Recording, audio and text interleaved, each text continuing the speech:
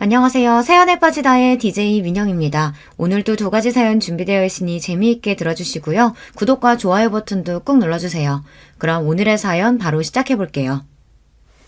안녕하세요. 저는 청년 사업가로 바쁘게 일하고 있는 30대 여성입니다. 마음 맞는 대학 동기들과 스타트업으로 시작해서 처음 한두 해 자리 잡느라고 애를 참 많이 먹었어요. 지금은 회사도 정상 궤도에 올라서 좀 사람 사는 것처럼 살고 있습니다. 당초 주변 사람들의 예상보다 성장 속도가 더 빨라서 요새는 일하는 재미를 느끼며 지내고 있어요.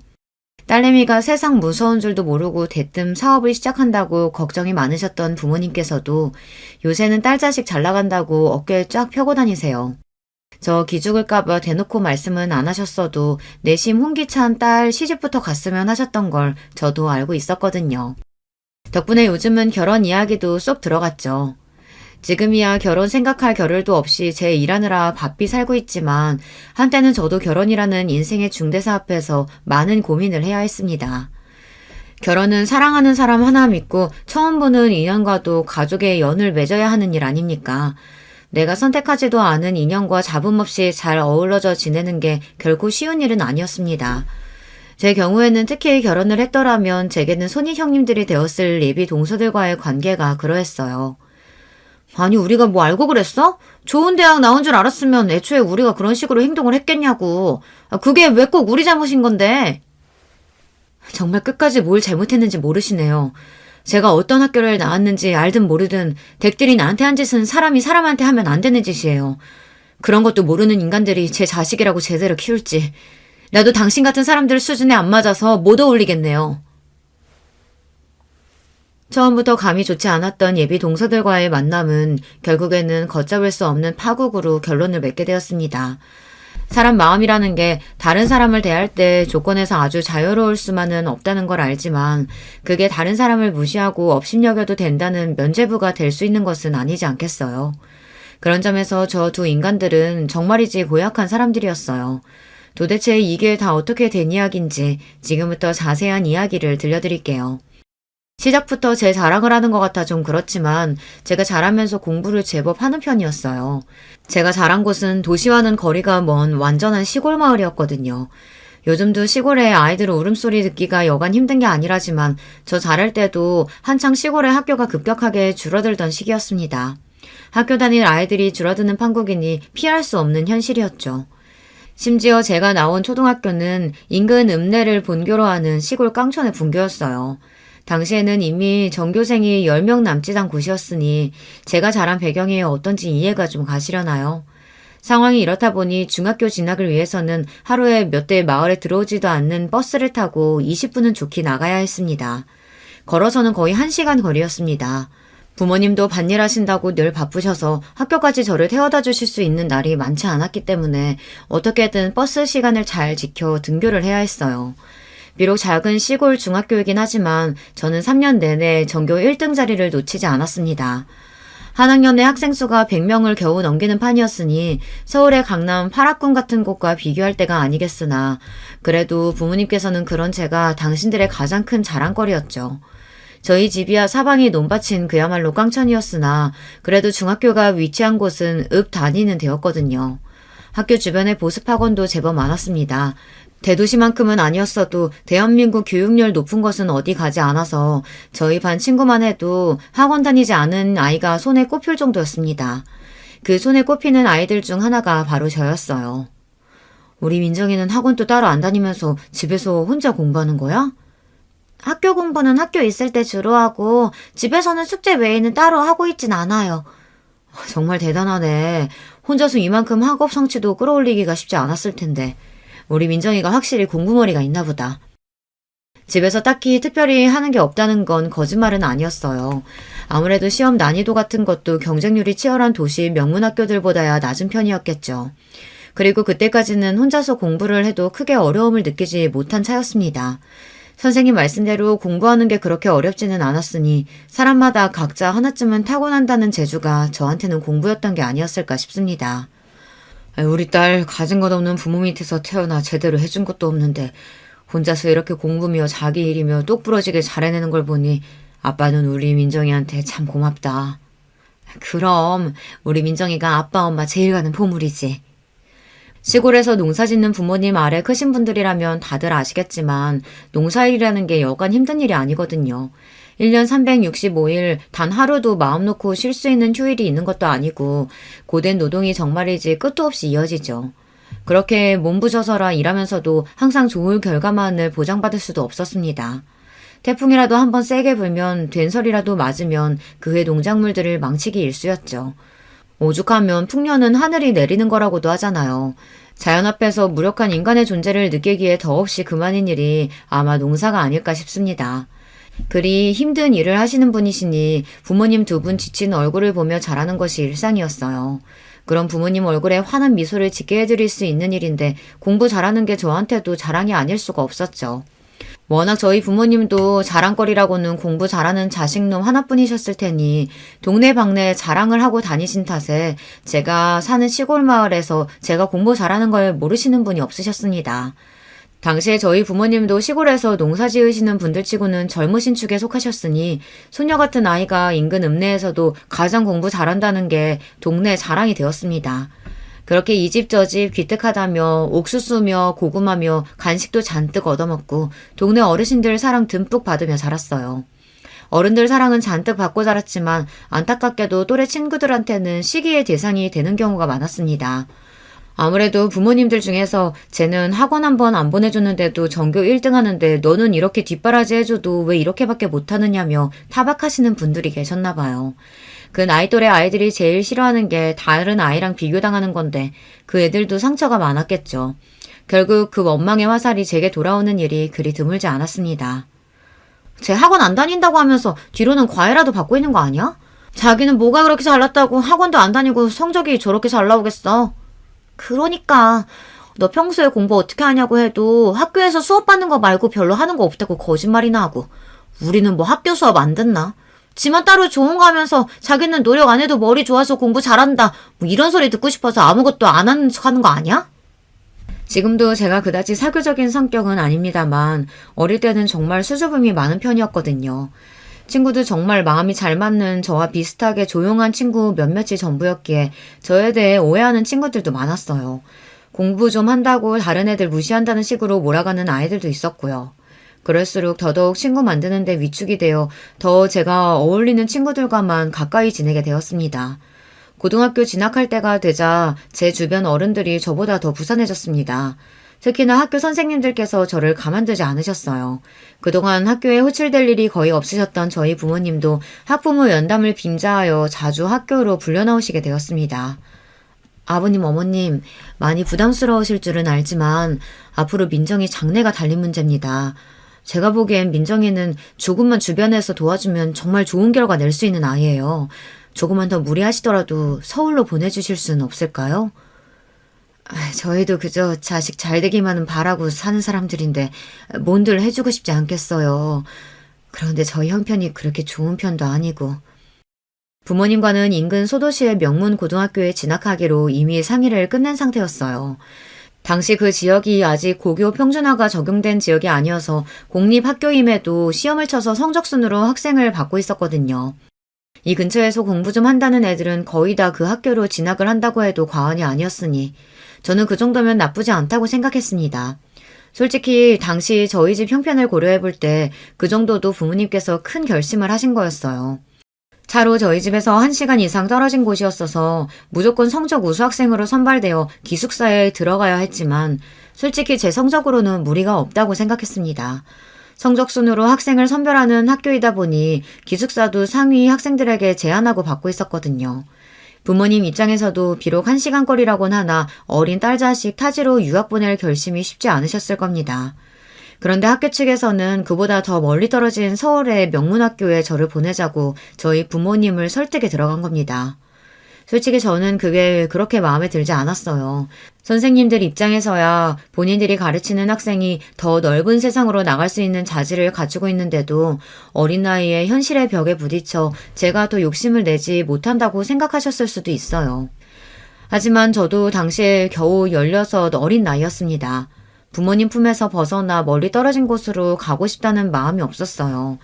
사실 진학하겠다고 한 학교도 기숙사에 들어가야 한다고 해서 걱정이 많은 터였습니다. 주변에 그곳과 비슷한 환경의 학교가 있었더라면 고민도 해보지 않고 집에서 학교를 다녔을 거예요. 통학을 할 때도 몇몇 우악스러운 친구들 때문에 기가 죽었었는데 기숙사 생활을 할 생각을 하면 걱정이 이만저만이 아니었어요. 그런데 인근 도시도 아니고 서울이라뇨. 중학교 2학년 때 다녀온 수학여행을 제외하고 서울은 가본 적도 없었습니다. 지금이야 KTX 타면 2시간도 안 돼서 집에 갈 수 있는 거리이지만 당시로는 저한테 꼭 아느니 아무도 없는 타국에 떨어지는 것과도 같은 기분이었습니다. 엄마, 나 서울 안 가도 괜찮아. 나 근처 학교 가도 잘할 수 있어. 너야 어딜 가더라도 잘하겠지. 이런 잘난 자식 낳아놨으면서 부모가 돼서 뒷바라지 제대로 해줘야 하는데. 자꾸 부모님들이 당신들 탓을 하시는 것도 보기 싫었어요. 남들 보기에 어떨지 몰라도 전 제가 나고 자란 시골 마을을 정말 사랑했거든요. 나는 이렇게 살고 있어서 행복한데 남들이 왜 더 야단인지. 그리고 다른 사람들이 제 소중한 부모님을 자식 뒷바라지 하나 제대로 못하는 못난 부모 취급하는 것도 싫었고요. 하지만 부모 입장에서야 자식이 조금만 더 밀어주면 지금보다 훨씬 더 나은 인생을 살 수 있다고 하는데 그걸 포기할 수 있는 부모가 과연 몇이나 되겠습니까? 민정아, 이제 됐다. 우리 학교 출신 선배님 중에서 장래가 촉망되는 우수학생 후원해주고 싶다는 분이 계신데 네 사정 들으시고는 네가 대학 갈 때까지 교육비랑 생활비 지원해주고 싶다고 하시는구나. 담임 선생님 말씀에 저희 부모님들께서는 눈시울까지 붉히시며 감사 인사를 거듭하셨어요. 하지만 저는 이제 꼼짝없이 머나먼 타지로 나가야 한다는 생각을 하니 두려운 마음에 눈물이 비집고 나왔습니다. 제가 괜찮다는데 굳이 저를 보내시기로 한 부모님께도 어린 마음에 원망스러운 마음이 들었고요. 민정아, 지금이야 네가 엄마 아빠랑 떨어져서 지내야 한다고 생각하니 무섭기도 하고 서운하기도 하겠지만 이게 최선의 선택이라는 건 우리 딸도 곧 알게 될 거야. 어딜 가서도 우리 딸이 잘할 거라는 건 믿을 의심치 않으니 엄마 아빠는 걱정 없이 웃는 얼굴로 너 보낼 거다. 그렇게 저는 서울의 특목고에 진학하게 되었습니다. 그 학교에 입학하고 나서야 제가 그동안 얼마나 우물한 개구리였던 건지 깨닫게 되었어요. 시골 학교에서 공부 꽤나 했다는 건 거기서는 될 것도 아니었습니다. 거기 있는 친구들 중 중학교에서 전교 1등 안 해본 애들이 더 드물었습니다. 저처럼 시골 깡촌에서 유학 온 애들도 거의 없다시피 했어요. 처음 상경했을 때 제가 지내던 곳 풍경과는 달리 빽빽하게 들어선 고층 빌딩들의 눈앞이 빙글빙글 도는 것 같았습니다. 다른 친구들 그동안 살아온 이야기 듣자니 그때보다도 더 눈앞이 도는 기분이었어요. 나는 어릴 때부터 영어 유치원 다니고 방학 때마다 어학연수 나가서 영어 배우고 들어왔어. 엄마 아빠가 어릴 때부터 대학은 미국 아이비리그 보낼 거라고 하셨거든. 근데 나만 그런 거 아닐걸? 우리 반 애들 중에 어학연수 한 번 안 다녀온 애들 없을걸? 제가 어디서 듣지도 못한 시골 마을에서 올라왔다는 걸 알자 호기심을 갖고 다가온 친구 하나가 이렇게 설명했습니다. 그 말이 틀린 말은 아닌지 3학년 선배들 반은 아예 국내 대학에 진학할 국내반과 해외 입시를 준비하는 해외반으로 나눠서 대학 진학을 준비하고 있었어요. 그게 여기선 밥 먹듯이 흔한 일이라고 생각하니 그동안 내가 머물던 곳이 얼마나 좁은 사이였는지 실감이 확 났어요. 당연히 공부해야 할 양도 어마어마하게 불어났습니다. 제가 성적이 잘 나오긴 했지만 공부에 목숨을 건 적은 없었습니다. 집에 와서 숙제할 때 빼고는 들로 밭으로 뛰어다니며 자랐고요. 간간히 부모님 농사일 도와가며 그렇게 지냈어요. 하지만 고등학교 진학 이후 그런 시절은 다시 돌아오지 않았습니다. 다들 공부에 혈안이 된 만큼 누가 시키지 않아도 아이들 모두 밤을 새워가며 공부했고 스스로 그러지 않으려고 한들 과목마다 과제가 너무 많아서 그걸 해결하는 것만으로도 벅찼습니다. 사람이 밥 먹는 시간 빼고는 이렇게 공부에 미쳐 살 수도 있구나 싶었어요. 심지어 잠자는 시간도 줄여야 했으니 처음 한 달간은 밤마다 기숙사 방 침대에서 혼자 눈물을 훔치기가 부지기수였습니다. 그러나 사람은 적응의 동물이라죠. 그런 생활조차도 점차 익숙해졌습니다. 게다가 저는 제가 그렇게 승부욕이 강한 사람일 줄 몰랐어요. 아무것도 모르고 들어와서 처음 치른 시험 등수에 충격을 받아 그날은 아무것도 삼키질 못했어요. 그런 등수는 생전 생각조차 못 해봤습니다. 간신히 중위권에 머무른 등수를 보며 비로소 제 투지가 불타오르기 시작했습니다. 나 여기 보낸다고 우리 엄마 아빠가 무슨 수모를 겪었는데 이대로 주저앉을 수는 없었죠. 그 전까지는 그저 새로운 환경에 적응하려고 어떻게든 아등바등 다른 친구들 하는 걸 따라했다면 이제는 이 학교에서 반드시 꼭대기에 올라가리라는 다부진 마음을 먹고 진심을 다해 공부에 임했어요. 그 결과 저는 2학년에 올라갔을 때는 저희 반 1등이 되어 있었습니다. 야, 마음 먹는다고 다 성적 나으면 우리 학교 애들 죄다 하버드 갈게? 너도 진짜 대단하다. 그 시골에서 어떻게 여기까지 오나 했는데 한민정, 너 이런 면이 있었구나? 공부가 사람 평가하는 가장 큰 기준인 학교이다 보니 제가 누구인지 모르던 아이들조차 저를 달리 보기 시작했습니다. 자연스레 주변 친구들이 해외 명문학교 진학이 유력한 아이들로 채워지기 시작했어요. 그때는 그저 친구들이 많아졌다는 게 마냥 좋았었는데 사회에 나오고 나니 각 분야에서 왕성하게 활약하는 그 애들이 죄다 제 인맥이더군요. 그때는 몰랐습니다. 주변 어른들이 하시던 말씀이 이렇게까지 고려하신 거구나 싶네요. 성적은 오르고 올라 3학년에 올라가니 제 성적은 해외반 중에서도 최상위권이었습니다. 예전 같았으면 유학이라고는 상상도 못했겠으나 그래도 저도 이 학교 들어와서 보고 들은 게 적지 않았어요. 워낙 명문학교 진학률이 높다 보니 유학을 후원해 주시는 분과 연결되는 것도 어렵지 않았습니다. 이왕 큰 물로 나온 김에 제 능력으로 갈 수 있는 데까지는 가보고 싶었어요. 결국 저는 아이비리그 진학에서도 가장 높게 평가하는 무려 하버드 대학교에 진학하게 되었습니다. 이게 웬 경사라니? 우리 학교 출신 중에 하버드로 들어가는 학생이 나올 줄이야. 정말 장하다 민정아. 내 새끼 혼자서 그 타지에서 얼마나 고생이 많았을꼬. 우리 민정이 기특하다 기특해. 유학이 확정되고 금이환영한 고향에서 제 고등학교 진학을 도와주신 중학교 선생님들과 관계자분들이 저를 과거 급제라도 한 듯 열렬히 맞아주셨습니다. 어린 딸 타지로 보내고 노심초사하셨을 부모님도 기쁨의 눈물을 쏟으셨어요. 정말 다들 감사합니다. 엄마 아빠 조금만 더 기다리면 내가 정말 호강시켜줄게. 다시는 힘든 일 안 하시게 내가 다 해드릴 거야. 머리도 좋은데 심성까지 고운 것 보게. 민정이 네가 우리 동네 자랑이다. 3년 노력의 결과를 더할 나위 없는 최고의 결과로 돌려받게 되어 정말 기뻤습니다. 그렇게 시작한 미국 유학 생활도 성실하게 했어요. 비록 대학생이라고 낭만을 즐길 여유라고는 없을 정도로 어마어마한 공부량에 치여야 했지만 그 덕에 더 나은 사람으로 성장할 수 있었고 그 안에서 돈 주고도 살 수 없는 유망한 인재들과의 인연을 맺을 수 있었던 것 또한 제 인생의 큰 재산이 되었습니다. 유학을 마치고 국내 유수의 기업에서 사회생활을 시작하면서도 자신감 넘치는 태도로 살아갈 수 있었던 것은 이렇듯 제가 쌓아 올린 것들로 인해 제 자존감도 올릴 수 있었기 때문이겠죠. 대학 때도 너무 바빠서 제대로 데이트할 시간도 없었는데 귀국하니 선자리가 제법 들어왔습니다. 이제 제 스펙도 국내에서 손에 꼽힐 정도이니 상대의 조건도 썩 훌륭했으나 왠지 그런 식의 만남이 썩 내키지는 않더라고요. 그즈음 제게 아주 적극적으로 다가오던 사람이 바로 예비 남편이었습니다. 제가 근무하는 회사의 협력사 직원이었던 그 사람 직장도 꽤 훌륭한 평가를 받는 곳이었어요. 학벌도 국내 명문대로 졸업했고요.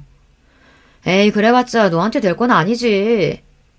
객관적으로 보자면 동기 말이 틀린 말은 아니었습니다만 애초에 학벌 따져가며 연애할 생각도 별로 없었고 그저 대화 수준이 맞지 못할 정도가 아니면 크게 신경 쓰지 않았습니다.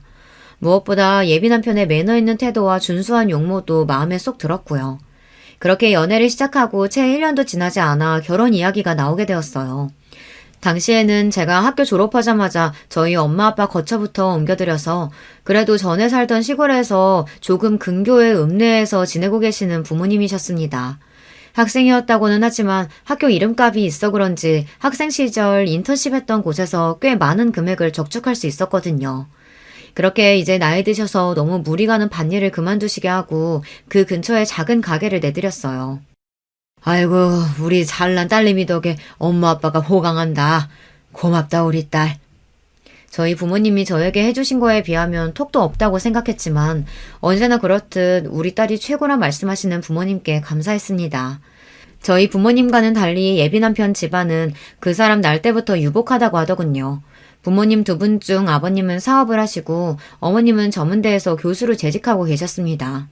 아들 삼형제 중 막내인 예비 남편은 그렇게 교육에 대한 관심이 지대한 부모님 밑에서 크게 사고치지 않고 성실히 공부해서 좋은 대학, 좋은 직장에 들어간 부모 속 썩일 줄 모르는 말 잘 듣는 아들로 자라났습니다.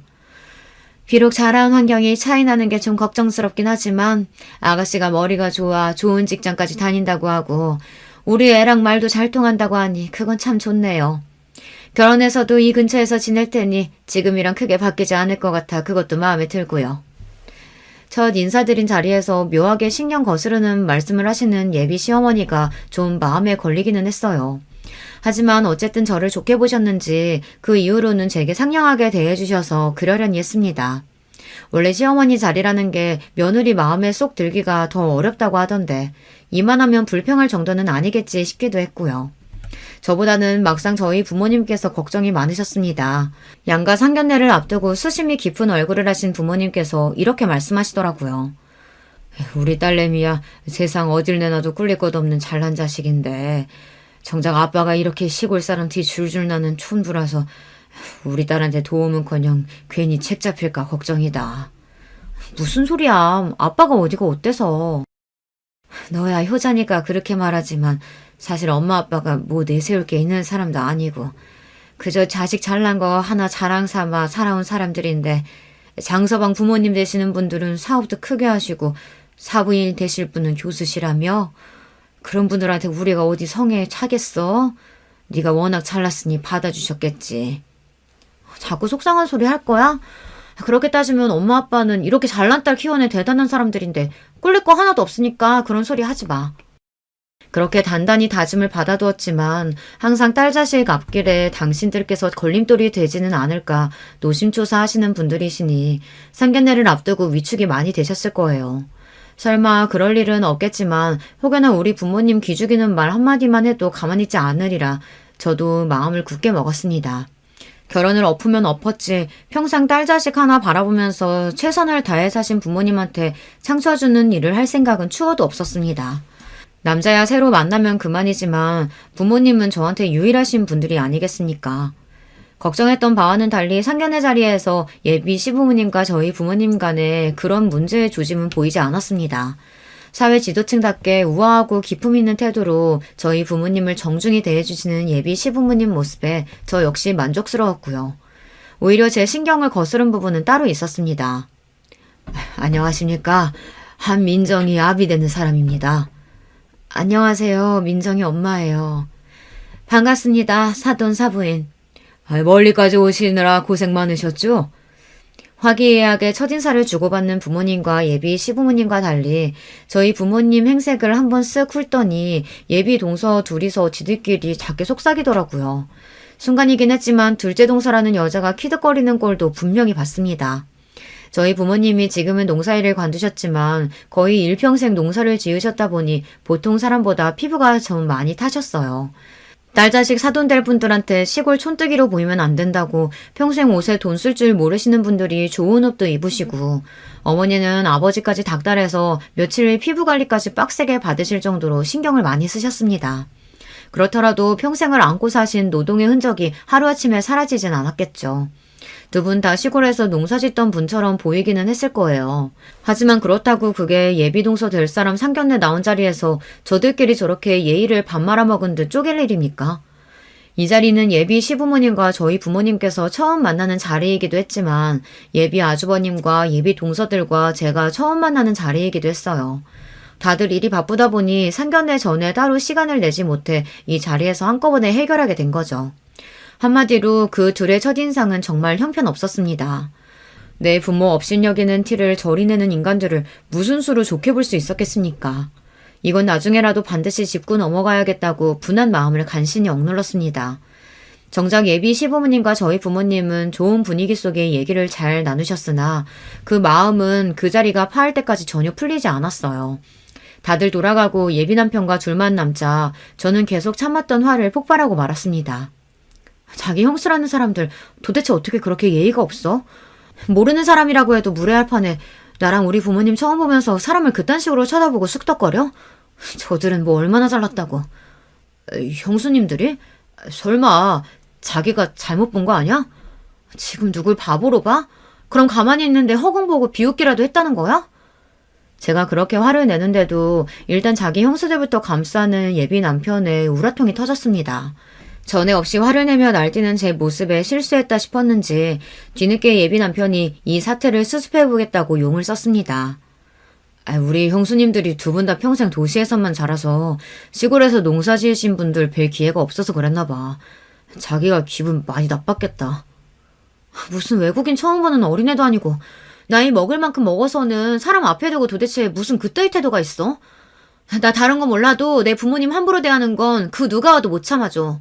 기석 씨도 예외도 아니고 그 형수라는 여자들은 더더욱 아니야. 그럼. 내가 다시는 그러지 마시라고 단단히 주의 드릴게. 화 풀어 자기야. 난 분명히 말했어. 2번은 없어. 정말 한 번만 더 그렇게 싹수 없이 굴었다간 이 결혼 당장에 엎을 생각이었습니다. 노기를 감추지 못하는 저를 보며 제가 결혼 관두자고 하기라도 할까봐 예비 남편이 제 눈치를 보고 납작 기었어요. 정말 제 형수들아 하는 꼴 못 보고 저러는 건지 보고도 일 크게 만들기 싫어 모른 척하는 건진 몰라도 예비 남편까지 꼴 보기 싫더라고요. 그날 그렇게 안 좋은 기분으로 헤어지고 집으로 돌아왔습니다. 오랜만에 서울 올라오신 김에 맛있는 거 사드리고 좋은 구경 시켜드리고 싶어 부모님을 집으로 모셨거든요. 상견례 감상이 나쁘지 않으셨는지 두 분 다 표정이 좋으신데 괜히 저 때문에 겪지 않으셔도 될 일을 겪게 해드린 것 같아 죄송스러웠습니다. 사돈 내외도 그렇지만 정서방 형제들도 그렇고 형수 되시는 분들도 그렇고 어쩜 다들 그렇게 귀티가 나고 사람들이 세련되던지 우리 딸이 그런 집에 시집 간다고 생각하니까 아빠가 마음이 너무 뿌듯하더라. 그러게 말이야. 우리 딸도 저리 좋은 집에서 태어났으면 지금보다 더 빛났을 텐데. 하긴 우리 딸은 지금도 빛나지만 신이 나서 말씀하시는 것처럼 그 인간들 속도 그렇게 귀티나는 인간들이었으면 좋으련만 시작부터 사람 겉모습 보고 판단하는 것도 모자라 그걸 숨기지도 못하고 차별하는 꼴을 딱 걸린 판에 그 둘을 좋아하게 되는 일은 요연해 보였습니다. 사람이 작은 부분에서 인성이 보이는 법이라고 하지 않습니까? 어차피 그 둘과 가깝게 지낼 생각은 애초부터 싹 사라졌고 그저 서로 갈등이 생기지 않을 정도로 거리두는 사이로 지내야겠다고 속으로 마음 정리를 마쳤습니다. 예비 시어머니 말 맞다나 예비 남편이나 저나 서울에 살면서 일하고 있고 예비 시댁 식구들 전부 서울에서 거주하다 보니 결혼 준비하면서도 그쪽 식구들 얼굴 볼 일이 종종 생겼습니다. 특히 이제 곧 동서지간이 될 텐데 얼굴이나 익혀둬야 하지 않겠냐며 예비 동서들이 저를 불러내는 일도 있었어요. 워낙 좋게 감정이 시작된 게 아니니 가급적이면 그 둘만 만나는 일은 피하고 싶었으나 좋든 싫든 곧 가족으로 엮이게 될 텐데 마냥 피할 수도 없는 일이었죠. 듣자 하니 저번 상견례 때 동서가 오해가 좀 있었던 것 같은데 설마 우리가 사돈 되실 분들한테 그럴 리가 있겠어? 혹시나 맘 상한 거 있었으면 풀어 동서. 오해는 무슨 말 같지도 않은 소리를 하는 꼴에 콧방귀라도 끼고 싶었으나 한 번은 참아주기로 했어요. 네, 설마 그렇게 경우 없는 짓을 하실 리가 있겠어요. 뭘 모르는 어린애도 안 할 짓인데요. 제 말에 동시에 둘 표정이 떨떠름해졌습니다만 뭐 제 알바인가요. 분위기를 풀어보겠다고 둘째 동서가 다급하게 말을 꺼냈습니다. 그 시골에서 올라와서 대도시 생활 적응하느라 고생 많았을 텐데 앞으로 우리가 많이 도와줄게. 동서지간 좋다는 게 뭐겠어. 상경한 지 10년이 넘었는데요 뭐. 저도 여기서 밥 벌어먹고 사는 사람인데 걱정해 주셔서 감사합니다. 대도시 생활 적응이니 뭐니 아무래도 제가 시골 출신이라는 소리를 듣고 기 좀 죽일 심산이었나 본데 제가 미국 가서 대학 생활까지 한 사람인데 듣고 있으니 실수밖에 안 나오는 얘기이지 않습니까? 저것들은 둘 다 바보인가 싶었어요. 이런 걸로 차별적인 발언을 하고 싶지는 않았으나 둘 다 국내에서 대학 나온 걸로 알고 있는데 도대체 뭘 믿고 나한테 저렇게 대도하는 척을 하려고 드는 건지 도통 이해가 되질 않았습니다. 우리 둘은 결혼 전부터 서로 알고 지내는 사이다 보니 뒤늦게 우리 집 식구 되면서 막내 동서로 들어오게 될 동서가 걱정이 많을 거 알아. 우리도 손이 사람으로서 본을 보일 테니까 동서도 잘 따라줬으면 좋겠어. 한마디로 제가 기싸움에서 져줄 생각이 전혀 없어 보이니 서열로라도 찍어 눌러보겠다는 소리였습니다. 본을 보이긴 애초부터 바닥 다 보인 마당에 뭐 가르칠 게 있다고요. 거기에 예 그러십시오 해줄 생각은 눈콧만큼도 없었기에 일부러 말을 돌렸습니다. 두 분은 원래부터 인연이 있으셨나 봐요. 우리가 같은 학교 동문이거든. 내가 이화여대 주회 선배고 우리 둘째 동서가 내 후배야. 굳이 묻지도 않은 출신 학교를 밝히는 두 사람 얼굴에 자부심이 줄줄 흘러넘쳤습니다. 제 동문 중에 자랑하기를 특히 좋아하던 사람들 얼굴에서 흔히 볼 수 있었던 표정을 여기서 보게 될 줄은 몰랐네요. 이화여대 참 좋은 학교죠. 국내에서 손꼽히는 명문 여대라는 거 잘 알고 있습니다. 하지만 그렇게 학벌 따지는 사람들이라면 제 앞에서 저렇게 물색 없이 잘난 척을 할 것 같진 않은데 좀 의아했습니다. 이대 나왔다는 걸 자랑스러워하는 게 이상하다는 소리가 아니라 이대에 나온 걸 자랑으로 생각하는 부류의 사람이라면 하버드 나온 제 앞에서 굳이 학벌로 자랑하려고 들지는 않을 것 같았거든요. 그저 제가 직접적으로 제가 어느 학교 출신인지 두 사람 앞에서 언급한 적이 없다는 생각이 들었습니다. 상견례 자리에서도 당연히 예비 남편이 식구들에게 이미 말했겠거니 생각했지 제 입으로 어느 학교를 나왔느니 떠들어댄 적은 없었습니다. 사실 그러기도 참 이상한 일 아닙니까? 밥 먹다 말고 갑자기 제가 하버드대 나왔어요. 뜬금없이 말하는 것도 우습잖아요. 그러고 나서 예비 남편을 만나고는 내내 의문이었던 점에 대해 물어보았습니다. 기석씨, 혹시 나 어느 학교 나왔는지 집에 얘기 안 했어? 어? 당황해서 되묻는 꼴이 대답이나 마찬가지였습니다. 저는 좀 황당해진 기분으로 다시 물었어요. 아니 왜? 보통 집에서 결혼할 여자 데려온다고 하면 집안 환경이 어떻느냐, 학교가 어딜 나왔느냐 그런 거 제일 많이 물어보는 거 아니야? 아니 그게... 곧장 대답을 못하고 우물쭈물하는 꼴이 의심스럽게 짝이 없었습니다. 그렇지 않아도 처음 예비 시부모님 인사드렸을 때나 상견례 때나 마음 한구석에 찝찝했던 기분이 여전히 남아있었어요. 뭐야? 뭐 때문에 내 학벌까지 숨기고 내가 당신 형수들한테 시골 촌뜨기 취급이나 받고 있어야 하는 건데? 그동안 제가 참아도 너무 많이 참아줬죠. 자꾸 사람 의심을 들쑤시게 행동하는 예비 남편을 추궁하자 어쩔 수 없이 그 사람이 사정 이야기를 하기 시작했어요. 그게 말이야.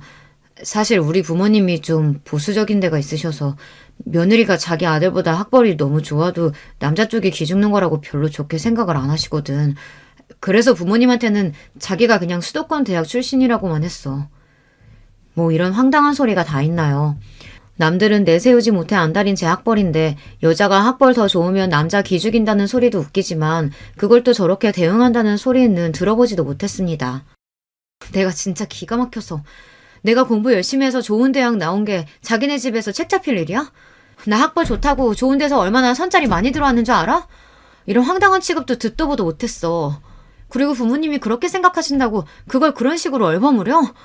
요즘 같은 세상에 비밀이 어디 있다고. 평생 속이기라도 할 작정이었어? 당신 지금 나까지 거짓말쟁이로 만든 거야. 나까지 바보 만든 거라고. 미안해.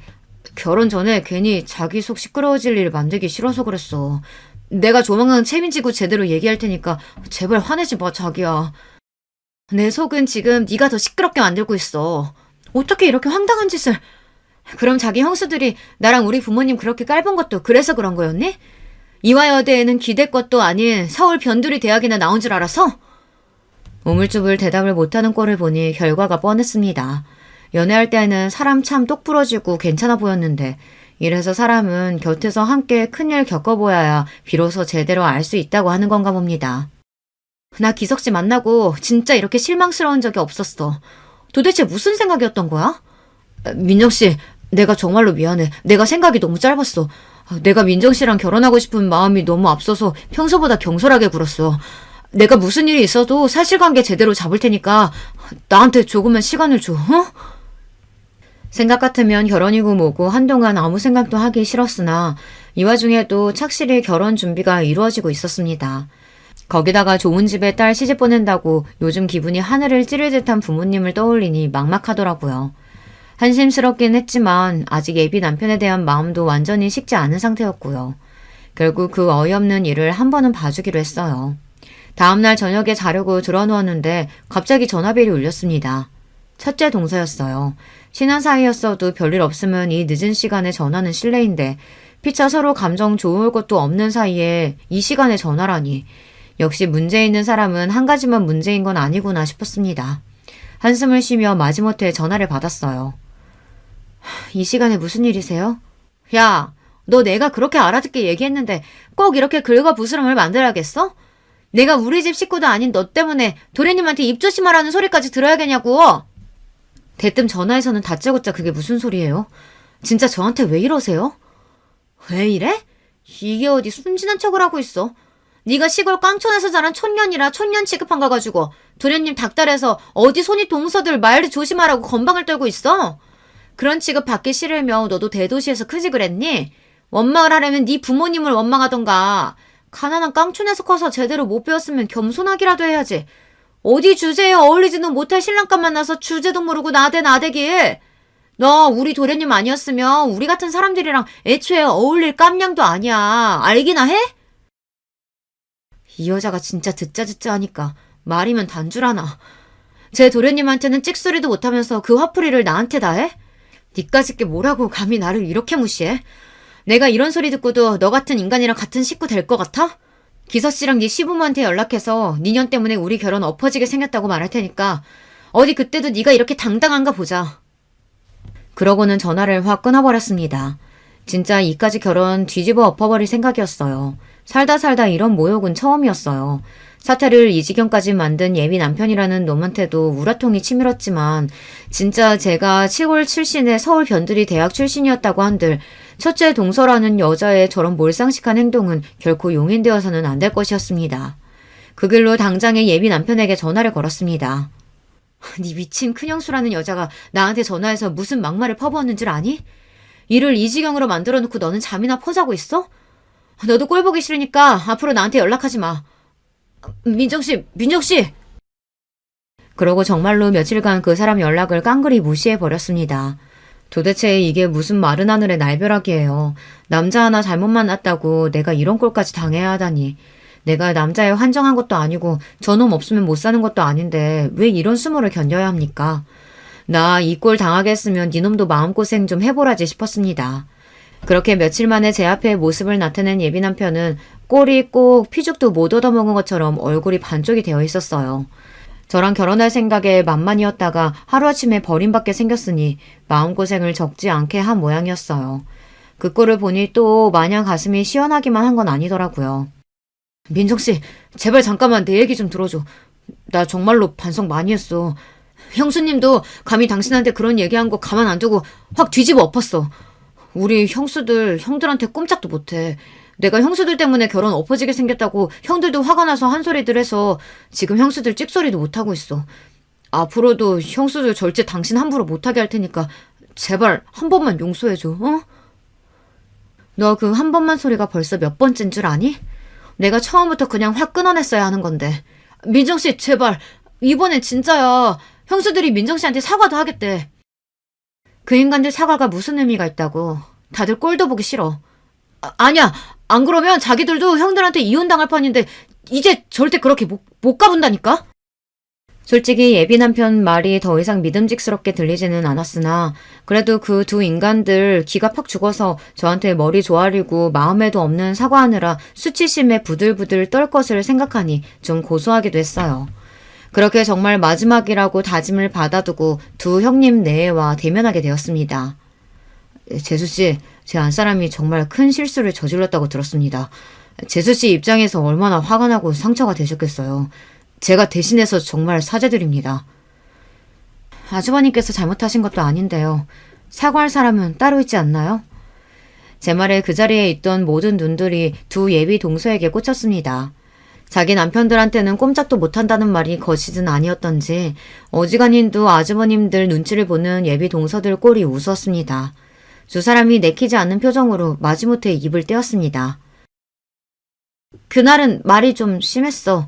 그렇게까지 말할 건 아니었는데 내가 좀 흥분했어. 지금 그걸 사과라고 하시는 거예요? 이화여에 대해서는 사과를 그런 식으로 하라고 가르치나 봐요. 결코 호락호락 넘어가 줄 생각이 없던 제게 턱도 없는 사과 같지도 않은 사과였습니다.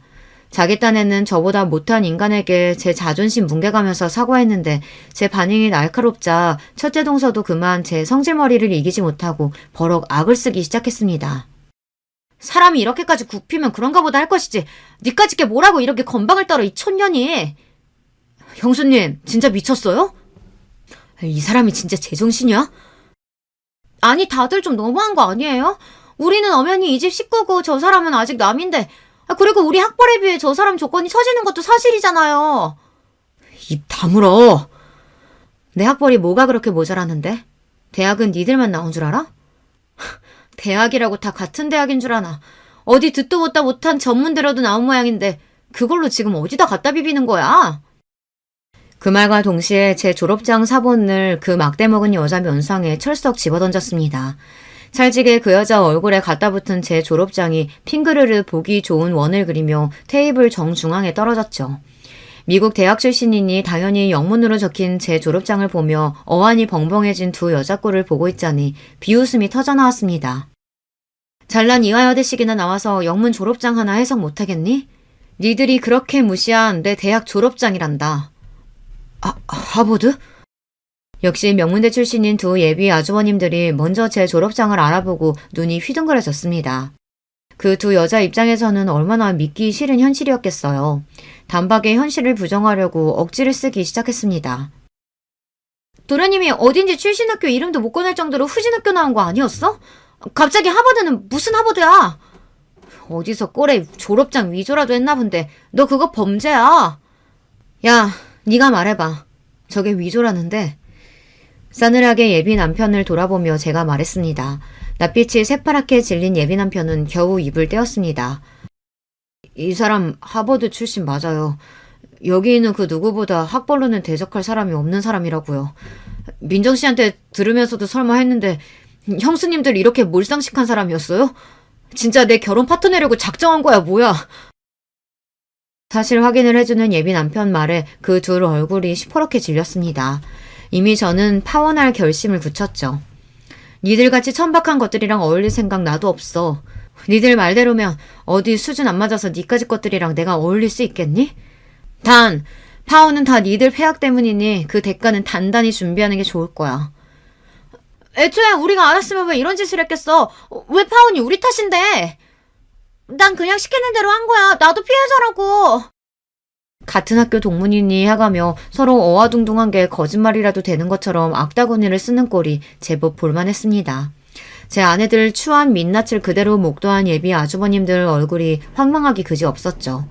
더 볼 것도 없다 싶어 몸을 돌리는 제 앞에 예비 남편이 무릎을 꿇었습니다. 민정씨, 제발 한 번만 다시 생각해줘. 내가 다시는 저 인간들 민정씨 앞에 나타나지 못하도록 할게. 제발 파혼만은. 나, 이 모질이 새끼야. 너 그 말 지겹지도 않니? 네 형수들 말 맞다나 서로 수준 안 맞아서 이 결혼은 못하겠다. 너 같은 놈한테 언감생심 나 같은 여자가 말이나 되니? 구질구질하게 매달리지 말고 내가 보상금 청구하면 그거나 깔끔하게 보낼 준비해. 그렇게 그 징글징글한 것들과는 영영 엮일 일 없이 모든 인연을 정리하게 되었습니다. 처음에 조짐이 보일 때 진짜 끊어냈어야 하는 건데 지저분하게 길게도 끌었네요. 저희 파혼에 대한 원인 제공을 누가 했는지는 장문의 문자로 시부모님이 될 수도 있는 그분들께 모조리 전달했기에 그 집구석이 또다시 난리를 겪게 되었다고 합니다. 본인들이 가장 귀해하던 막내 아들 결혼을 엎어지게 만든 게 모자란 며느리들 때문이라는 걸 알고는 잡돌이를 어지간히 하신 게 아닌 것 같더라고요. 제 남편들 못지않게 시부모님들 눈치도 많이 봤던지 아주 찍소리도 못하고 산다네요. 신혼집도 시댁 도움을 받은 모양인지 너 같은 것들한테 내 귀한 재산 못 준다며 펄펄 뛰시는 시부모님한테 아들목 제외한 본인 목까지 갚고 있다는 말은 웃기기까지 하더라고요. 전 예비 남편이 저것들이 내 팔자 망쳐놨다며 악다구니를 써서 시댁에는 발도 못 들이고 있답니다.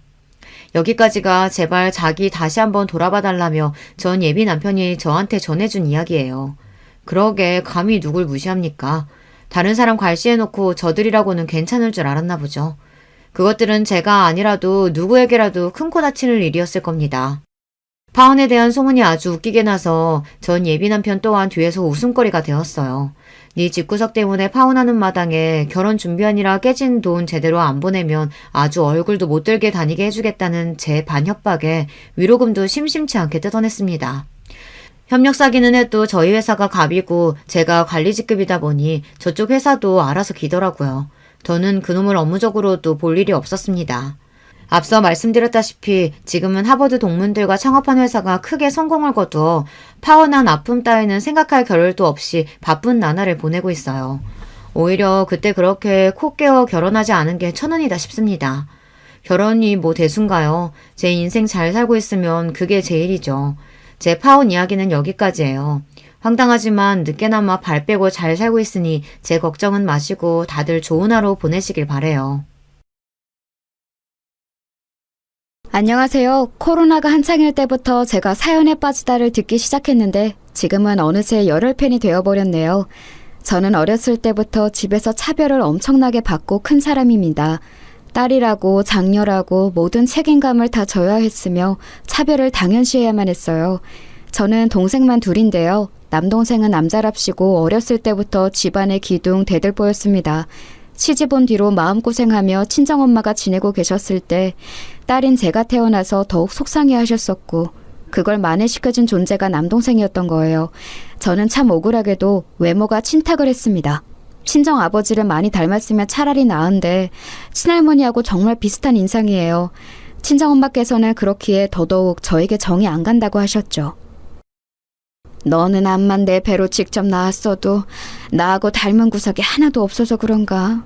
아니면 내가 너무 싫어하는 그 얼굴을 닮아서 그런가? 정을 줄래야 줄 수가 없어. 하여간 표정도 음침해가지고 애가 애답지도 않고 보는 사람을 아주 우울하게 만든다니깐. 어린 딸에게 친정엄마가 하셨던 말씀 지금 생각해도 너무 서럽네요. 저는 타고난 성정이 차분하고 조용한 편이었어요. 그런데다가 하도 차별을 받고 구박을 받으니까 집에서 기가 죽어서 의기소침해졌죠. 이런 저와는 다르게 막내인 여동생은 원체 애교가 있는 성격이었습니다. 그리고 생긴 것도 외탁을 한 편이었어요. 여동생은 어렸을 때 잔병 치레를 했는데 당시 집이 너무 가난했던 탓에 제대로 못 돌봐줬습니다. 그래서 친정 부모님의 아픈 손가락이 되어버렸어요. 남동생은 귀한 손가락, 여동생은 아픈 손가락, 그리고 저는 그냥 손에 달려있는 손가락이었죠. 제가 성장기 때 항상 친정엄마께 들었던 소리가 동생들에게 양보해야지 라는 것이었습니다. 저는 속으로 생각했었죠. 늘 양보하며 살았는데 도대체 뭘 더 어떻게 양보하란 것인가. 친정 부모님께서는 맞벌이를 하셨는데 온갖 집안일이며 동생들 챙기는 것까지 제가 전담하였습니다. 친정엄마의 일자리가 불규칙적이었기 때문에 가끔은 며칠 이상 일을 안 나가실 때도 있었지만 그런 날에도 온갖 잡일을 저희 몫이었습니다. 밥도 설거지도 빨래도 각종 집안 청소도 동생들 숙제 봐주는 것도 철저히 저희 일이었던 것이죠. 이런 저에게 동생들은 습관적으로 칭얼거리면서 대들었어요. 여동생은 그나마 제 눈치를 보는 신용이라도 했었죠. 남동생은 머리가 서서히 크면서 치사하게 굴기 시작했습니다. 누나, 자꾸 나한테 잔소리하면 엄마한테 이른다. 엄마한테 일러서 누나 혼내주라고 한다. 누나 혼나고 싶어? 지금 생각해도 정말 얄미운 모습이었네요. 슬펐던 건 남동생이 그렇게 나오면 제가 할 말이 없어진다는 것이었어요. 친정엄마가 남동생의 편을 들리라는 것이 자명했으니까요. 하지만 저도 아직 어렸던 때였기에 어느 날은 저도 울컥해서 남동생에게 맞받아쳤습니다. 이를테면 일로 보라면서 남동생의 얄미운 머리통에 꿀밤을 세게 먹였었죠. 그리고 그날 늦은 밤 상황을 알게 되신 친정엄마께 저는 냄비로 맞았습니다. 냄비로 맞다가 국자로도 맞다가 쟁반으로도 맞았었네요. 엄마, 왜 저한테만 이러세요? 왜 저만 때리시냐고요? 그리고 상황이 어땠는지 왜 저한테는 안 물어보세요? 들어보시지도 않고 이러시는 거잖아요. 제 의견도 아니에요?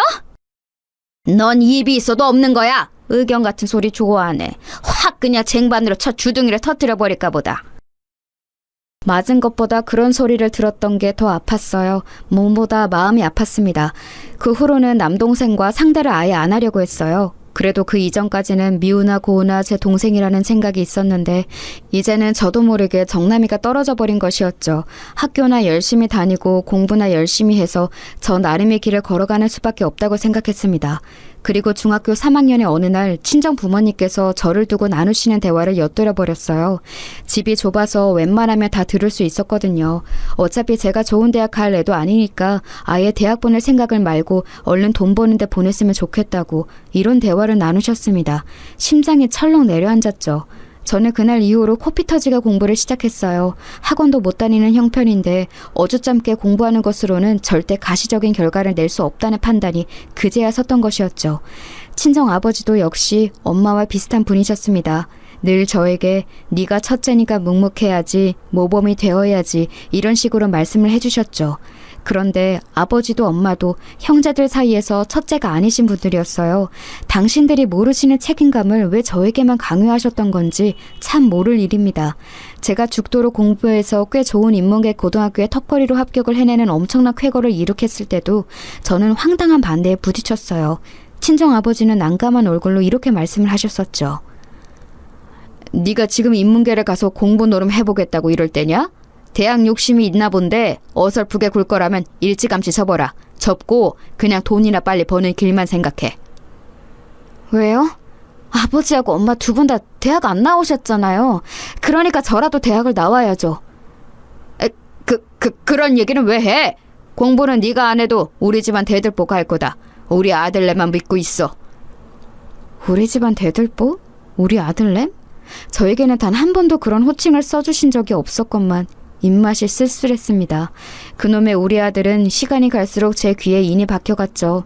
저는 고등학교 때 이를 악물고 공부를 했습니다. 자식이 없는 형편에도 알아서 코피 터지도록 공부를 하면 부모 입장에서는 너무 고마운 일 아닌가요? 쌍수 들고 환영해야 마땅한 상황 아닐까요? 그런데 희한하게 친정엄마는 갈수록 초조해하셨습니다. 처음에는 제가 인문계 고등학교에서 난다긴다 하는 애들에게 눌려서 성적을 다 망칠 것이라 전망하시고는 저를 비웃으셨지만 끈기를 잃지 않은 제가 점차 성적을 잘 내기 시작하자 반응이 달라지셨던 거예요. 제가 고등학교 2학년이었을 때부터는 아예 작정하시고 악담을 하셨었네요. 너는 네 동생들 뒷바라지 하려고 태어난 거야. 없는 형편에 쓸데없는 짓 하지 말고 빨리 돈 벌어서 네 동생들이나 좀 지원해줘라. 대기업 공장 같은 데 들어가면 좀 좋니? 네가 벌어온 돈으로 우리 아들 공부 좀 편안한 환경에서 지켜보자. 너는 그저 시집이나 잘 가면 되는 거야. 지금 굳이 그렇게 공부한다고 쓸데없이 굴 필요가 없어. 여자는 어차피 출가 외인인데 네가 결혼 전에 가족한테 헌신하지 않으면 언제 또 장녀로 선신할 수가 있겠니? 집안일 잘하고 동생들 잘 돌봤다고 하면 점수 잘 따서 괜찮은 곳에서 너를 며느리로 맞아줄 수도 있겠지. 이런 쉬운 길 두고 왜 멀리 돌아가? 그쯤 되니까 저는 친정엄마를 상대하는 것이 제 손해라는 것을 알았어요. 그래서 여자는 오로지 시집 가는 것만이 종착지인가요? 라는 질문을 속으로만 감췄습니다. 겉으로는 대충 고개만 끄덕거려 드렸죠. 저의 건조한 반응에 친정엄마는 분통을 터뜨리셨고요. 정말 저는 이해할 수 없었습니다. 헌신적인 장녀로 살고 싶다고 말을 한 적 없었고 결혼 잘하는 게 목표라는 말은 더더욱 한 적이 없었는데 왜 저를 멋대로 재단하고 인생을 설계하시는 건지 그저 답답할 따름이었네요. 저는 이런 상황들을 다 이겨내고 대학 입학 시험에서 좋은 성적을 거두었습니다. 그랬건만 집에서는 먹고 죽을래도 돈 없으니까 대학 갈 돈은 지원 못 해주겠다고 그랬어요. 담임 선생님께서 기가 막혀 하셨죠. 이런 상황이면 빚을 내서라도 자식 대학부터 보내주는 게 맞는 건데 어떻게 부모가 그럴 수 있냐면서 착잡해 하셨고 저는 너무 부끄러웠습니다. 학교의 선생님들께서 나라에서 지원받을 수 있는 방법들을 알아봐 주셔서 저는 간신히 대학에 등록할 수 있었어요. 눈물나게 감사했고 신기했습니다. 아는 만큼 보인다는 말이 뭔지 실감도 되었고요. 나라의 도움을 요청해 볼 생각조차 못했었는데 알지 못하기 때문에 누리지 못했던 것들이 많을 거라는 생각이 들었습니다. 졸업 전에 담임 선생님께서 저에게 해주셨던 말씀이 무척 인상 깊었습니다. 집에서는 내가 교사가 되는 걸 예전에 무척 반대하셨었어. 지원도 안 해줄 거라고 엄포를 놨는데 나는 꿋꿋하게 교사의 길을 걸었지. 그리고 후회는 없어. 내가 하고 싶은 걸 해냈으니까. 너는 이제 20살이야. 그거 아니? 너는 이제 2번 다시는 네 평생에 19살로 돌아가지 못한다.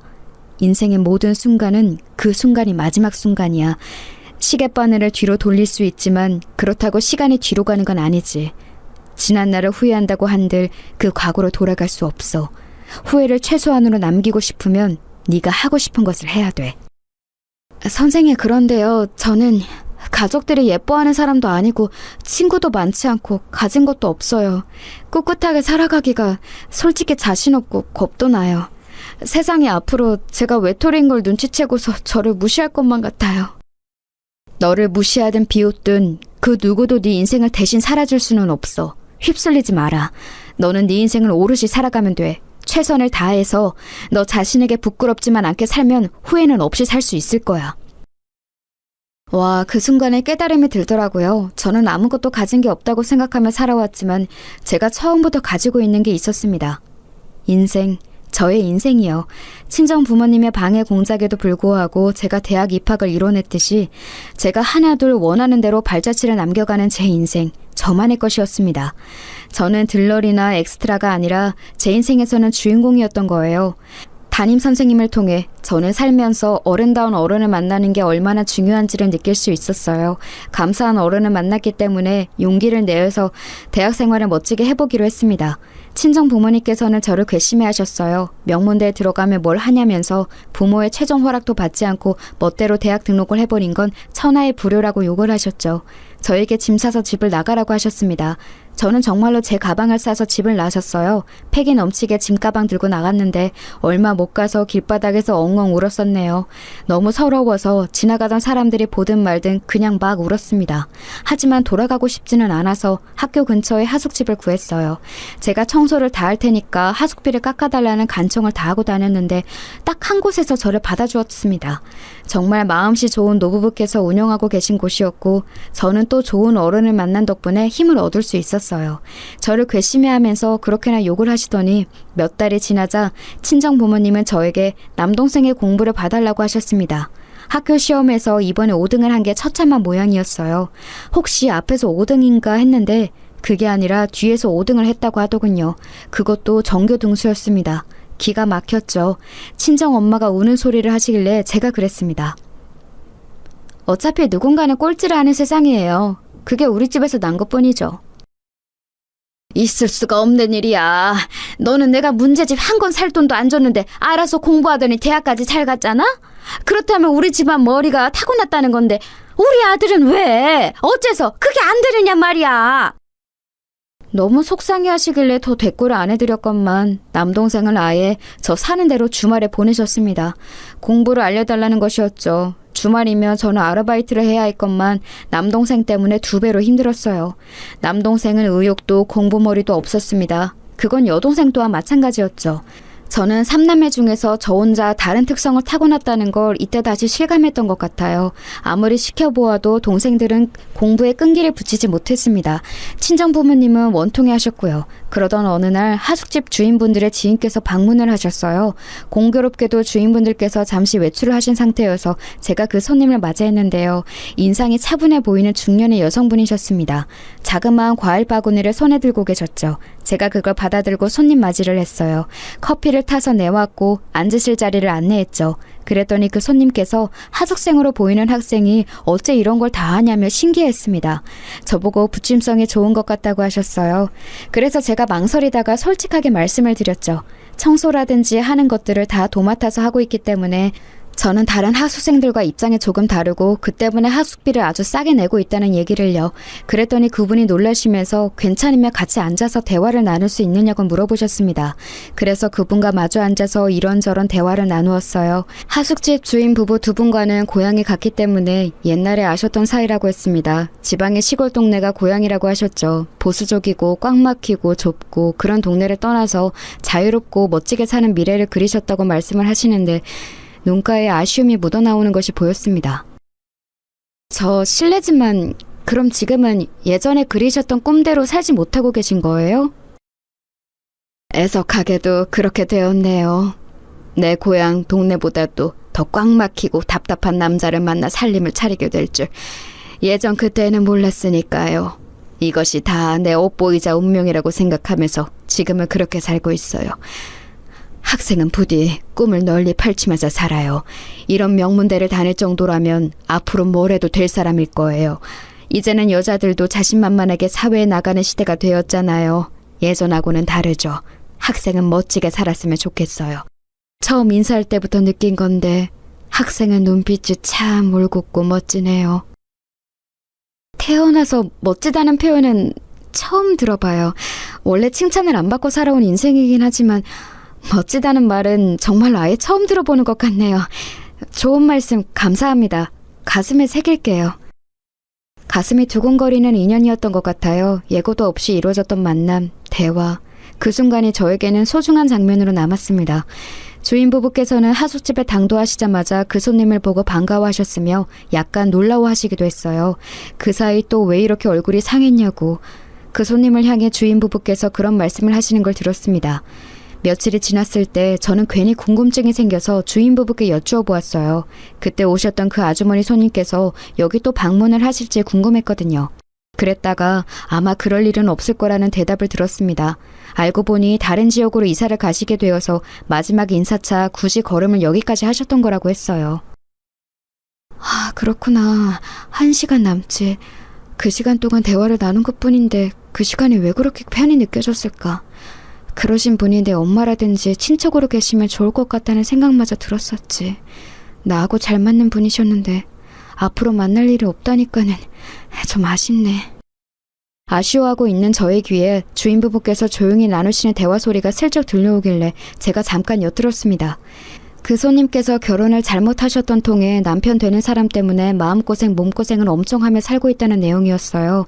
돈 있는 집안 남자랑 결혼한다고 하길래 유복하게 잘 살 줄 알았건만 사는 모습이 늘 힘들어 보인다는 얘기였는데 듣기만 해도 너무 안타깝더라고요.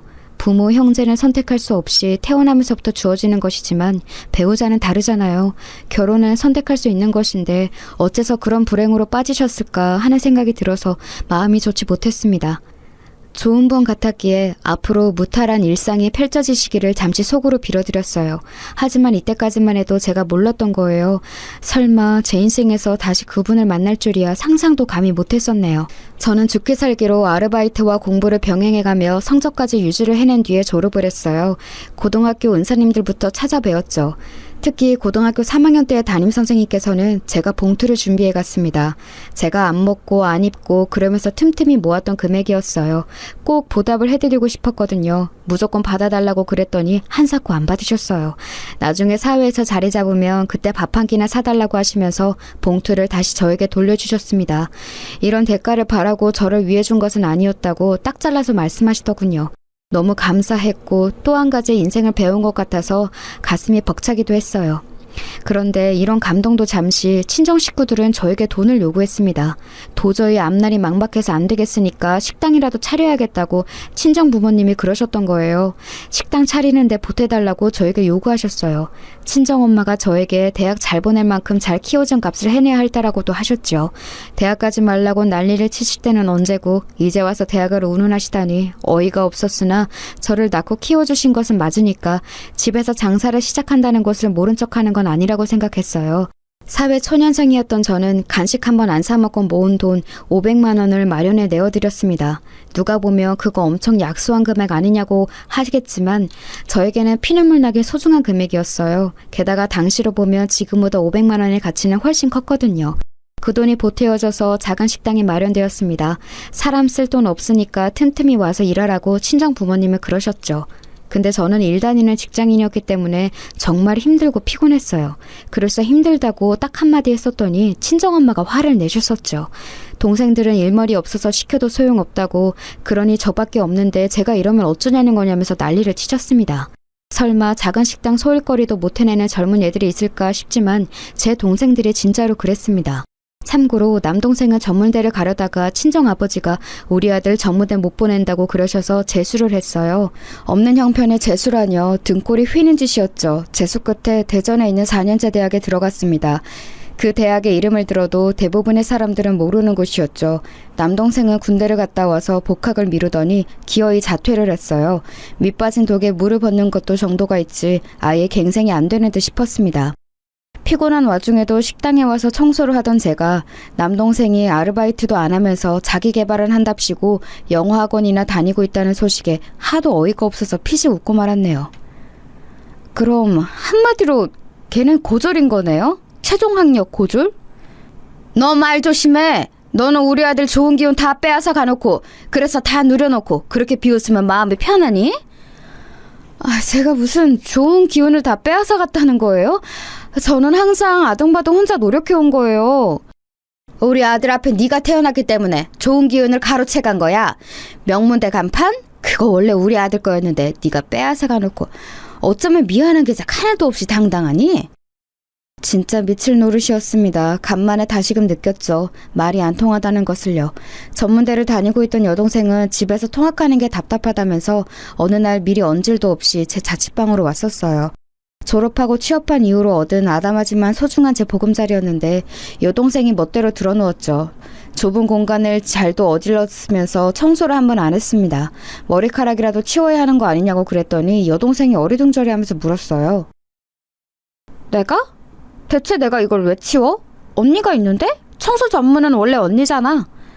눈 동그랗게 뜨고 하는 소리가 너무 얄미워서 머리에 꿀밤 세게 먹이고 잔소리를 했습니다. 제발 정신 차리고 앞가림 똑바로 하라는 얘기를 해줬더니 이튿날 그걸 친정엄마께 다 일러바쳤더라고요. 장녀만 장녀답게 의젓해야지 동생들에게 왜 그렇게 매정하냐면서 제가 어렸을 때부터 들어온 그 잔소리를 친정엄마는 똑같이 하셨습니다. 이제는 넌덜머리가 나서 여동생을 내쫓았고 가게 일도 안 도와줬어요. 그리고 몇 달 뒤 결국 친정 식구들은 그 가게를 말아먹었습니다. 정리하기로 했다는 연락이 왔을 때 한숨이 쉬어졌었네요. 이때쯤 되니까 아는 언니들이 하나둘 시집을 가기 시작했어요. 저하고 동갑인 여자 직장 동료 한 명도 만나는 남자하고 결혼 준비를 하고 있다고 했었고요. 저는 속으로 스스로를 비웃었죠. 나는 저렇게 결혼을 못할 것 같아. 답답한 친정 식구들 딸려있는 나와 누가 결혼을 해주겠어? 집이 잘 사는 것도 아니고 그렇다고 내가 빼어난 미인도 아니고 하여간 나는 결혼은 욕심 안 부리고 살아야 할 것 같아. 하지만 사람 마음이라는 게 한 구석에는 혹시 모르니까 라는 게 있는 것 같았어요. 저는 주변에 결혼하는 사람들이 생기는 걸 보면서 따로 돈을 모으기 시작했으니까요. 그게 결혼 자금인 것 같다고 스스로 여기면서도 괜히 깊게 생각은 안 하려고 했습니다. 그러던 어느 날 친정 부모님이 이사를 가고 싶다며 우는 소리를 하기 시작하셨어요.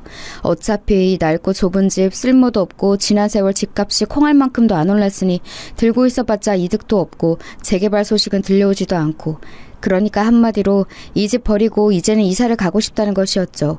집 살 돈이 어디 있냐면서 제가 일축했습니다. 그랬더니 전세로 알아보고 있다는 말씀을 하셔서 저를 또 흔들어 놓으셨죠.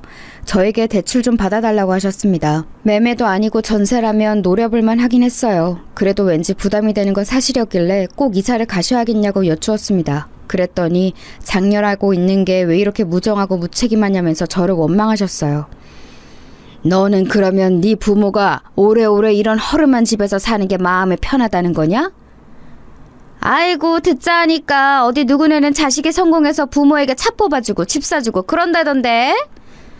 제가 생각했었죠. 저도 부모가 성공했다면 차 받고 집 받으면서 편하게 살았을 거라고요. 지금처럼 온갖 고생하면서 피곤하게 안 살아왔을 거라고.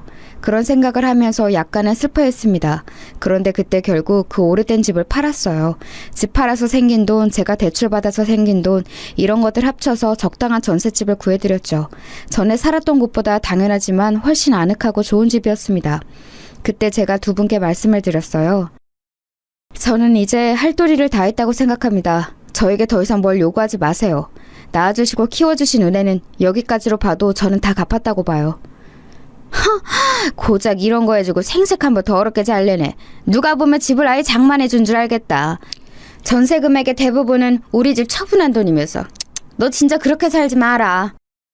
친정엄마가 저를 혼란하신 것에 저는 너무 속상해져서 집을 구해드리고 난 뒤였지만 연락을 오히려 안 하고 살게 되었어요. 제가 연락을 뚝 끊었더니 안달이 나셨는지 먼저 연락을 해오시더군요. 솔직히 말씀을 드리자면 저는 그래서 제가 어찌되었든 우리 집에 꼭 필요한 사람 1순위로 찾게 되는 자식 이런 거라고 여기면서 제 나름의 가치를 찾았던 것 같아요. 차별받고 커왔었기 때문에 인정받고 사랑받고 싶다는 욕구가 쉽사리 가시지를 않았나 봐요. 그래서 자꾸만 완전히 친정 부모님을 끊어내지 못하고 때마다 나약해지는 마음으로 살아왔던 듯 싶습니다. 우리 아들이 드디어 정신을 차리고 기지개를 활짝 켤 모양이다. 취업하러 다닐 거라고 하던데 내가 정장 한번 맞춰줄 수 있을까? 백화점 한번 같이 가보는 건 어때? 백화점 정장이라뇨. 엄마, 요즘은 면접 보는 용이라고 하면 정장 대여해주는 곳들이 있어요. 잘 되어 있으니까 그런 거 이용하면 돼요. 야, 우리 아들이 성공하면 어른이 너에게 잘 안 해줄까 봐서? 너 진짜 그렇게 살지 마라. 너 하나만 잘났다고, 너 하나만 살아보겠다고 이기적으로 굴고 그러면 못 써. 그렇게 사는 거 아니야. 대체 뭐가 이기적이고 뭘 그렇게 살지 말라는 것인지 이제는 기가 막힐 기운조차 없었네요. 이런 와중에 제 여동생, 웬 근본도 알 수 없는 양아치 같은 놈과 눈이 맞아서 혼인신고부터 덜컥 해버렸습니다. 친정 부모님이 그 놈을 마음에 안 들어 하시니까 여동생이 아예 혼인신고부터 저질러 버렸던 거예요. 그래 놓고서는 저에게 결혼식 올려야 하니까 돈 달라고 연락을 해왔습니다. 다른 것도 아니고 결혼식을 하면 어차피 축의금으로 다 갚는데 왜 못 도와주냐면서 엉엉 울더군요. 왜 그랬겠나요? 당연히 그만큼 축의금을 못 거둘 거 아니까 그랬죠. 신혼살림은 그놈이 원래 살던 월세방에서 같이 살 거라고 했습니다. 어이가 없더라고요. 있는 돈 뒤져서 300만 원을 여동생에게 주었어요. 그랬더니 꼴랑 이거 주는 거냐면서 저에게 쌍욕을 했습니다. 받지나 말고 욕을 하든가 여동생이나 친정엄마나 너무 비슷하다는 생각이 들었네요. 그런데 그 300만 원을 비롯한 결혼자금을 들고 그놈이 도망을 가버렸어요. 연락두절이 되었죠. 그놈의 가족이라고 알았던 사람들도 알고 보니 다 가짜였다면서 여동생이 망연자실했습니다. 진짜 미치는 줄 알았어요. 가족 때문에 진절머리가 났습니다. 남동생은 자꾸 취업에서 미끄러지고 있었는데 친정엄마는 제 탓을 하고 계셨죠. 제가 취업운도 다 빼앗아갔기 때문에 자꾸 이런 결과가 나는 거라고 하셨습니다. 이래서 첫째를 딸로 낳는 게 아니었는데 내가 너를 그때 낳는 게 아니었는데 이런 하소연이나 하시길래 제가 적극적으로 장만을 도와드렸던 그 전셋집에 모처럼 들렸던 저는 자리를 벅차고 나왔었죠. 얼마 후에 제 인내심을 시험하는 일이 있었어요. 저희 친정이 오래 살았던 옛날 그 집, 거기가 희한하게 집값이 좀 오른 거예요. 친정 부모님은 난리가 나셨죠. 곡소리를 내셨어요. 제가 만약에 전셋집 구하는 것을 도와주지만 않았어도 그 집을 그때 안 팔았다고, 가만히 앉아서 돈 벌 수 있었는데 저 때문에 기회를 놓쳤다고 저를 원망하셨습니다. 그래서 제가 이때 선언했던 거예요. 앞으로 연락하지 말라고요. 안 보고 살자고요. 그게 최선의 방법임을 굳이 제가 외면하면서 살아온 세월이 아까웠습니다. 저를 원망하는 친정 식구들과 연락을 끊은 이후로 저는 남자친구를 새로 사귀게 되었어요. 처음에는 몰랐습니다. 남자친구와 제가 설마 특별한 인연이 있을 줄 말이죠. 정말 딱 한 명 겹치는 지인이 있어서 우연히 안면을 트게 되었다가 얘기가 잘 통하길래 사귀게 되었고 몇 달 지났을 때 결혼 생각을 하게 되었어요. 네, 바로 이 사람이 제 남편이 되었죠.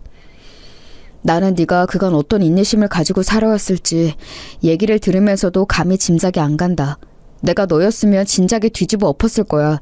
자식 농사 너 하나 성공한 것 같은데 네 부모님께서는 그 사실을 모르시는 것 같네. 나도 처음에는 그렇게 생각했었는데 지금은 아닌 것 같아. 사실은 알고 계시지만 인정하기 싫으신 게 아닐까 싶어. 나는 아무것도 아닌 손가락이니까 나만 밥그릇 잘 챙기면서 사는 게 싫으시겠지. 지난 세월 결국은 내 노력을 알아주실 거라고, 나를 인정하고 사랑해 주실 거라고 헛된 희망을 품어왔던 게 너무 바보 같아. 부질없다는 걸 몰랐어. 남편 앞에서는 속마음을 다 말할 수 있었어요. 편하고 의지가 되었습니다. 그래서 꼭 결혼하고 싶었건만 친정 식구들이 결사 반대를 했던 겁니다. 상견례 자리 마련할 거라고 연락을 했더니 고작 그런 남자와 결혼하는 게 말이나 되냐면서 친정아버지가 화를 내셨어요. 그러더니 남동생이 전화를 받았고요. 저한테 섣불리 결혼하는 건 아닌 것 같다면서 그런 소리를 했습니다. 본인이나 잘할 것이지 저에게 그런 충고를 하는 게 어이가 없었네요. 그리고 바로 그때 친정엄마가 이렇게 외치시는 소리가 들려왔던 겁니다. 우리가 영영 걔한테 기생해서 살아야 하는데 결혼해서 탈출하게 둘 수야 없지. 지금은 걔가 잠시 삐쳐가지고 연락 안 하면서 산 거였고 보나마나 시간이 좀 지나면 다시 또 연락하면서 잘 지내게 되어 있어. 가족 위하는 우리 집안 장녀의 단물이며 핏물까지 앞으로도 계속 쪽쪽 빨아먹을 거야. 엄마, 지금 목소리 혹시 언니한테 다 들리는 거 아니야? 바로 옆에서 오빠가 언니랑 통화 중이잖아. 에이, 전화기계에다 입 대고 말한 것도 아닌데 왜 들리겠어? 절대 안 들려. 여동생의 걱정에 대고 친정엄마는 호언장담을 하셨고 저는 눈이 돌아갔어요. 남동생에게 말했습니다. 야, 네가 엄마한테 전해드려. 다 들렸다고. 잘 들었다고. 앞으로 나는 당신 딸 아니고 한 가족도 아니라고. 그렇게 말씀 잘 드려라. 누나, 뭔가 지금 오해가 있는 모양이야. 엄마가 반쯤 장난으로 저렇게 말씀하신 거겠지. 어이없는 변명을 들을 가치도 없어서 전화를 끊었고 한참을 울었네요. 그래서 상견례 아닌 상견례 자리에는 저만 나갔어요. 시댁 식구들과 저뿐인 만남이었던 것이죠. 원래 남편에게 고모 되시는 분까지 그 자리에 나오기로 했었는데 제 친정 식구들이 전부 강제 불참하게 되는 바람에 시댁에서도 시부모님과 남편만 조촐하게 나왔습니다. 제가 그때 속으로 잠깐 의문을 품었었죠. 상견례 자리에 웬 고모? 특이하다 싶었건만 이 집안이 장난 아닌 곳이었던 거예요. 한마디로 시집살이를 엄청 시키면서 시자 유세를 떠는 곳이었습니다. 시아버지의 오만한 인상과 시어머니의 소심한 인상이 대비되어 보이면서 일목요연해지더군요. 그런데 제가 그 자리에서 시어머니를 빤히 쳐다보다가 기시감을 느꼈어요. 그러다가 깨달음이 왔죠. 그건 시어머니와 제가 동시에 느낀 것이었습니다. 서로 놀란 눈빛을 교환했어요. 왜냐하면 시어머니께서는 바로 제가 옛날에 대학 다닐 때 살았던 하숙집에서 맞이했던 그 손님이셨기 때문입니다. 너무 놀라서 제가 입을 틀어막았는데 시어머니께서 그때 눈짓을 보내시면서 남몰래 검지를 입에 대셨어요. 비밀이라는 그 제스처, 저희의 인연을 지금 이 자리에서 꺼내지 말라는 신호였습니다. 저는 알겠다면서 고개를 살짝 끄덕였고 시어머니와 초면인 것처럼 행동했어요. 하지만 가슴은 막 두근거리고 있었죠. 시아버지께서는 목소리나 말투, 표정 같은 게 전부 괄괄하신 분이셨습니다. 아들 녀석이 나이 먹도록 결혼하겠다고 인사시키는 여자가 하나 없어서 뭔가 잘못된 거 아닌가 싶어서 걱정이었건만 드디어 결혼하겠다는 소리를 듣게 됐네. 대학을 아주 좋은 곳으로 나오셨어. 집안 사정인지 지랄인지 때문에 아무도 안 나온 그쪽 가족들은 좋은 대학 나온 사람이 한 명도 없다던데? 군계 일학이야 뭐야? 네? 네. 군계 일학은 저에게 맞지 않는 표현 같고 그저 어쩌다 보니 운이 좋았습니다. 제가 장녀이다 보니까 책임감을 안고 살아왔는데 그러면서 가족들하고 마찰이 좀 생겼어요.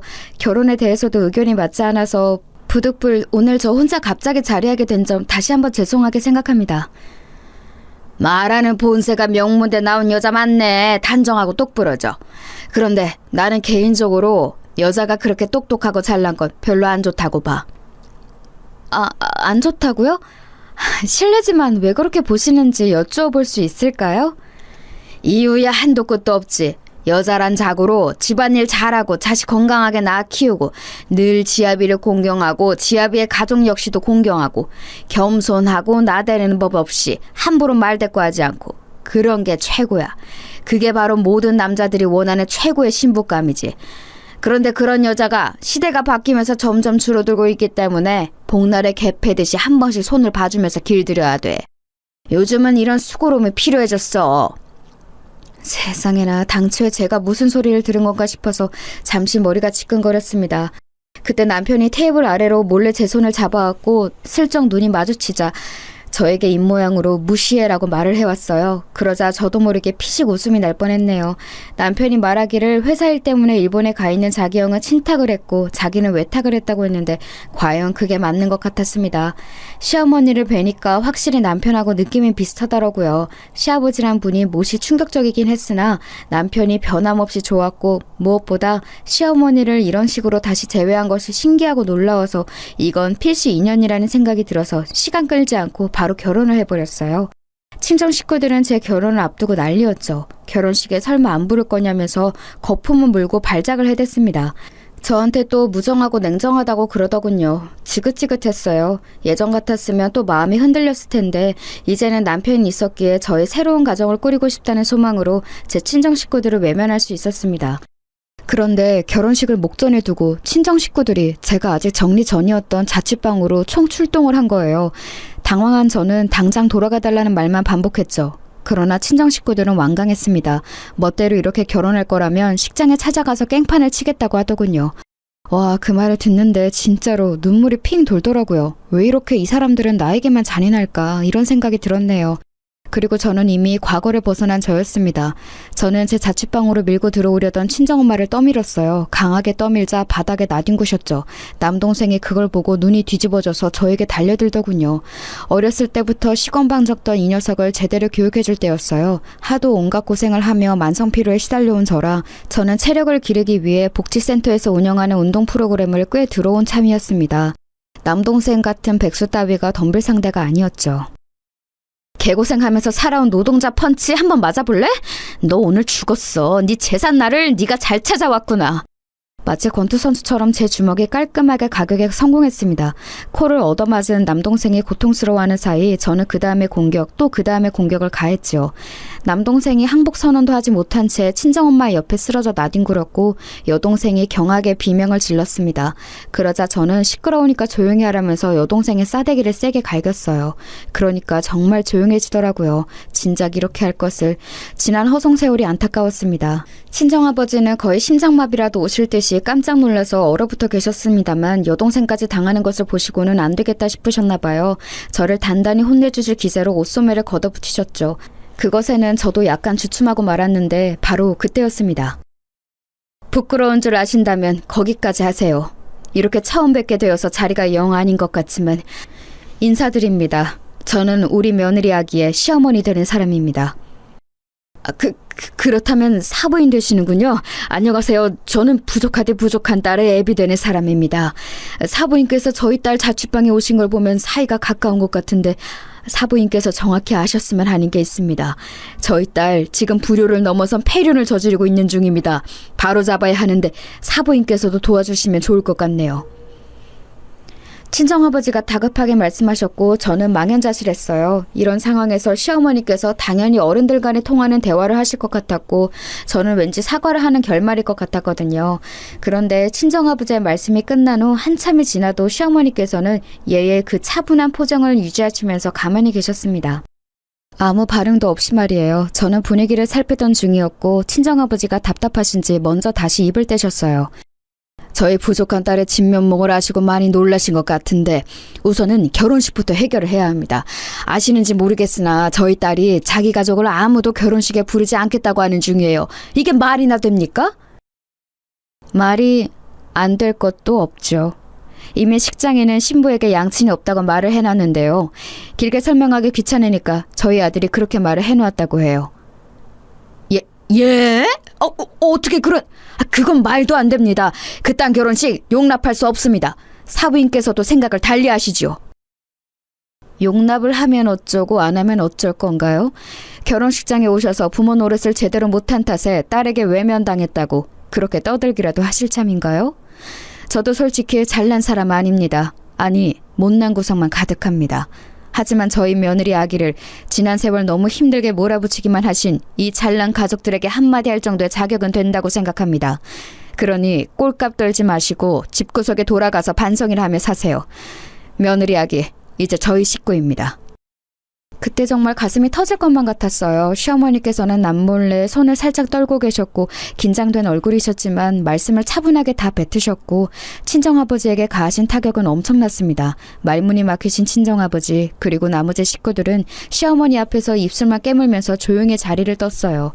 저 사는 곳을 따로 한번 보고 싶어서 찾아오셨다는 시어머니 너무 감사했습니다. 그 손을 잡고 제가 한참 울었는데 시어머니도 어느새 울고 계셨어요. 결혼 전에 많은 대화를 또 나눴었네요.